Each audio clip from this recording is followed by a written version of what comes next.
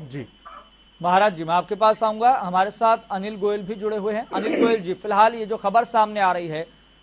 पंचकुला के कालका से हथियारों का जखीरा बरामद होता है, मुखबिर की सूचना पर एक कार्रवाई की जाती है। प्रदेश सरकार कितना अलर्ट पर है, किस तरीके से इस पूरे मामले को आप देख रहे हैं?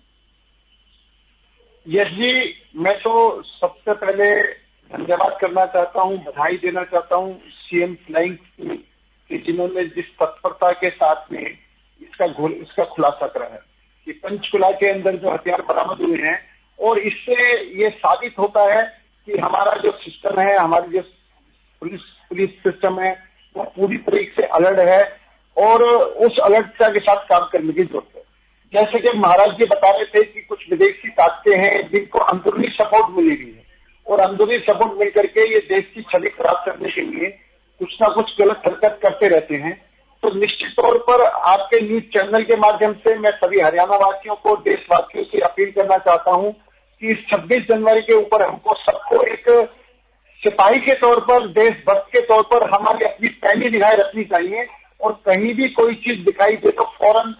संबंधित डिपार्टमेंट में पुलिस अफसरों को इसकी सूचना देनी चाहिए, जिससे कि बड़ी से बड़ी कोई घटना ना घटे। और जैसे कि आपके माध्यम से पता चला कि अंबाला के अंदर 500 परिवारों की तलाशी हुई, जिसमें 150 लोगों को अजनबी, जिनके पास कोई रिकॉर्ड नहीं कर पाए गए हैं, और वो 150 लोग कोई भी बड़ी हरकत कर सकते हैं, और जो अजनबी नोटिस दिया गया है, निश्चित तौर पर यह भी एक सिद्ध करता है कि हमारी सरकार कितनी अलर्ट है, और अलर्ट के साथ में देश की सुरक्षा में सब लगे हुए हैं। लेकिन इसके अंदर जहां सरकार अपनी तरफ से पूरी कोशिश कर रही है, हमारा जो पुलिस प्रशासन है, हमारा जो सिस्टम है, पूरी तरीके से तत्परता से काम कर रहा है, वहीं इसके साथ साथ में हम सब भारतवासियों की भी जिम्मेदारी बनती है कि वो भी कम से कम जागरूक नागरिक के रूप में पूरे देश में 26 जनवरी तक होशियार रहने की जरूरत है, अलर्ट रहने की जरूरत है, और कहीं भी कोई चीज दिखाई दे तो फौरन पुलिस को या संबंधित डिपार्टमेंट को सूचित करके, जिससे बड़ी कोई दुर्घटना ना हो और विदेशी मंसूबे फेल हो, और अंदरूनी ताकतें जो ये करना चाहती है वो उनका पर्दाफाश हो और उनको उचित उनके खिलाफ कार्रवाई करी जा सके। लेकिन अनिल गोयल जी, क्या आप मानते हैं कि प्रदेश में व्यापक स्तर पर यह अभियान चलाने की जरूरत है? जिस तरीके से अंबाला की जानकारी हमने दी कि 500 जगह पर 500 परिवारों पर यह कार्रवाई की गई है, जिसमें से 150 ऐसे लोग मिले हैं जिनके पास कोई पहचान पत्र नहीं मिला है। नहीं, बिल्कुल ये सी हरियाणा ही नहीं, पूरे देश में आवश्यकता है कि जिस किस्म के लोगों को बिल्कुल पहचान करके इनके खिलाफ उचित कार्रवाई करना,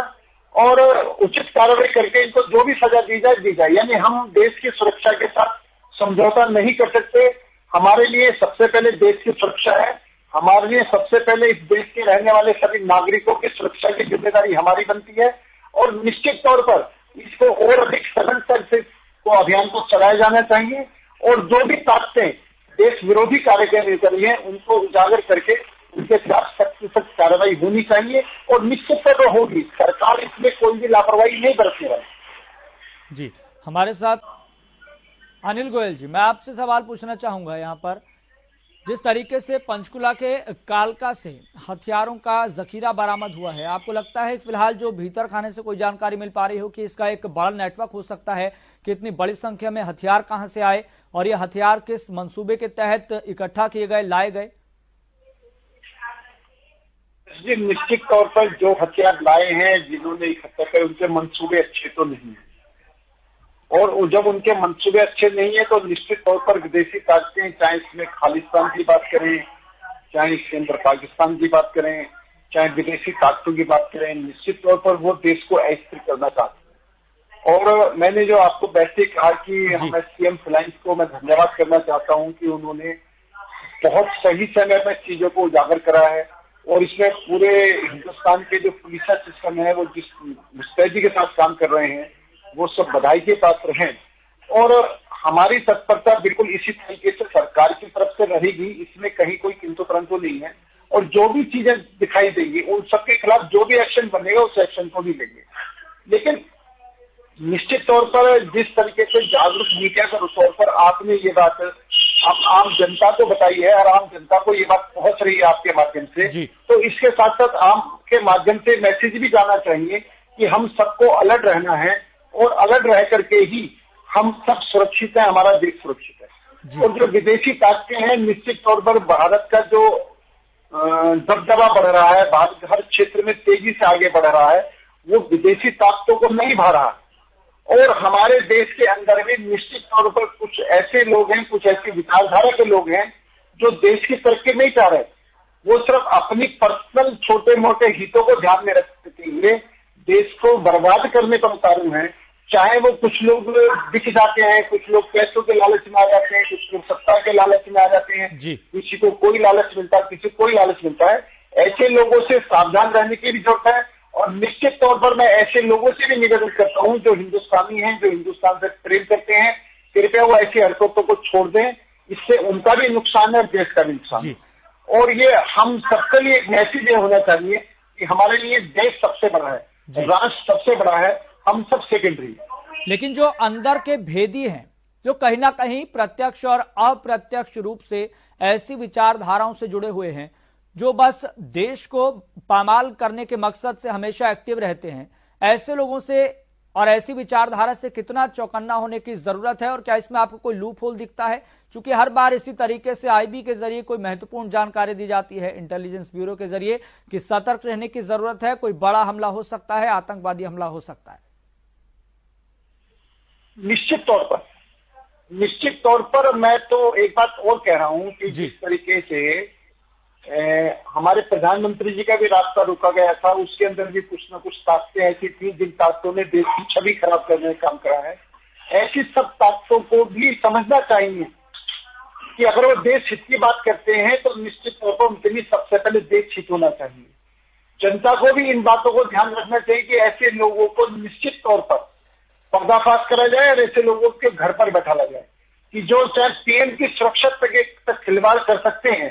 और उसके बाद में उसको बहुत छोटी मोटी बात कह सकते हैं। मेरा इसका मतलब ये निश्चित तौर पर कोई भी हो, चाहे कितने से बड़े से बड़ा व्यक्ति क्यों ना हो, कितने बड़े से बड़े किसी भी संगठन का व्यक्ति क्यों ना हो, अगर वो देश के खिलाफ सोच रहा है, देश के खिलाफ कर रहा है, तो निश्चित तौर पर उसके खिलाफ कार्रवाई भी होनी चाहिए, एक्शन भी होनी चाहिए और उसको भी आत्ममंथन करना चाहिए कि आज अगर वो जिंदा है तो हिंदुस्तान जिंदा है तो वो जिंदा है, हिंदुस्तान का देशभक्त जिंदा है तो वो जिंदे हैं। तो इसलिए उस बात को उनको भी ध्यान रखना चाहिए। जी महाराज सिंह जी, आपसे मैं सबसे एजेंसी के तौर पे भी रहना, हमें अलर्ट तो रहना ही होगा।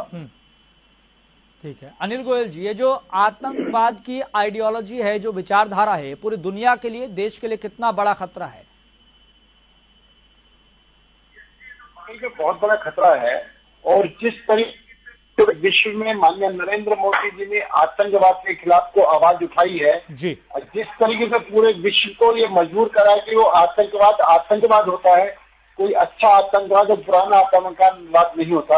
आतंकवाद है। और जिस तरीके से लीड प्रधानमंत्री जी ने करी है और आज हिंदुस्तान सबसे ज्यादा आतंकवाद से पीड़ित है,